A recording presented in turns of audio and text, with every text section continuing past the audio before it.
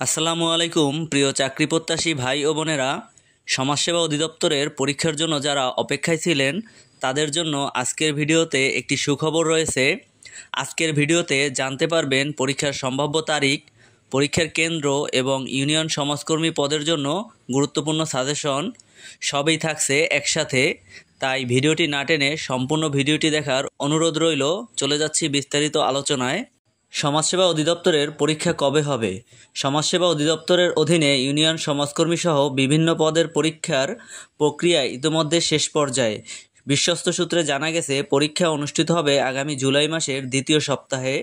তবে এখনও নির্দিষ্ট তারিখ প্রকাশ না হলেও পরীক্ষার কেন্দ্র তালিকা প্রস্তুতির কাজ শুরু হয়ে গেছে। সুতরাং প্রস্তুতি নেওয়ার এখনই উপযুক্ত সময়। পরীক্ষা কোথায় অনুষ্ঠিত হবে? সমাজসেবা অধিদপ্তরের পরীক্ষাগুলো সাধারণত জেলা পর্যায়ে অনুষ্ঠিত হয়। বিগত যে পরীক্ষাগুলো হয়েছে এগুলো সবগুলোই জেলা শহরে অনুষ্ঠিত হয়েছে, অর্থাৎ আপনার নিজ জেলায় পরীক্ষা অনুষ্ঠিত হবে।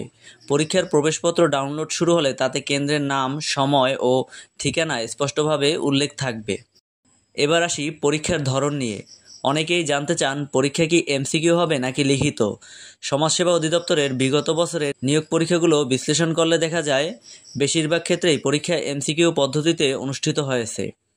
তবে কিছু পদের জন্য লিখিত পরীক্ষাও নেওয়া হতে পারে, বিশেষ করে উচ্চপদস্থ পদের ক্ষেত্রে। তবে সাধারণ পদগুলোর জন্য এমসিকিউ হওয়ার সম্ভাবনাই বেশি। এমসিকিউ পরীক্ষায় সাধারণত বাংলা, ইংরেজি, গণিত, সাধারণ জ্ঞান এই 4টি বিষয়ের উপর প্রশ্ন করা হয়। সমাজসেবা অধিদপ্তরের পরীক্ষাগুলোতে ভুল উত্তরের জন্য কোনো নম্বর কাটা হয় না। এবার আসি পরীক্ষার মানবন্টন ও সময় নিয়ে। পরীক্ষার সময়কাল নিয়েও আপনাদের মধ্যে কৌতূহল দেখা যায়। এমসিকিউ পরীক্ষার জন্য সাধারণত 1.5 ঘন্টা সময় বরাদ্দ থাকে। এই সময়ের মধ্যে আপনাকে নির্ধারিত সংখ্যক প্রশ্নের উত্তর দিতে হবে। প্রশ্ন সংখ্যা সাধারণত 70টি হয়ে থাকে। প্রতিটি প্রশ্নের জন্য 1 নম্বর করে বরাদ্দ থাকলেও মোট নম্বর ও প্রশ্নের সংখ্যার নাম্বার সমান হয়। ইউনিয়ন সমাজকর্মী পদের জন্য সাধারণত 70 মার্কের এমসিকিউ পরীক্ষা 1.5 ঘন্টা সময় বরাদ্দ থাকে। এই পদে ভাইভা দেওয়ার জন্য আপনাকে 60 মার্কসের কাছাকাছি পেতে হবে।